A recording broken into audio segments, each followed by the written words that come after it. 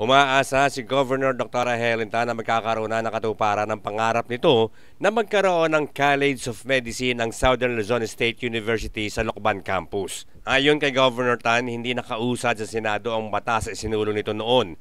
Pero agad naman itong sinuportahan ni Congressman Attorney Mike Tan, Mark Inverga at Renan Arganza sa Kongreso at ngayong linggong ito ay ide-defend na nila ito sa Commission on Higher Education.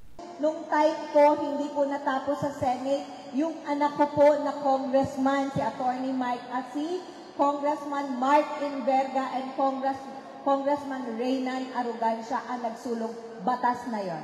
So anytime soon, crossing my fingers, pwede po bang ipanalangin nyo mamayang gabi, bukas ng gabi, sa Lunes ng gabi, o umaga, anumang oras, sapagkat sa Tuesday, finally, i-defend na po sa Commission on Bank ng CHED kung tayo bibigyan nila ng license to operate para sa College of Medicine. Pwede po ba yun?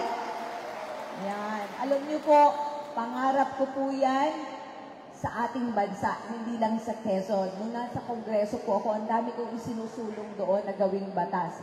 Isa kasi sa nakita ni Governor Tan sa lalawigan, lalo na yung mga nasa malalayong lugar, ay ang kakulangan ng mga doktor.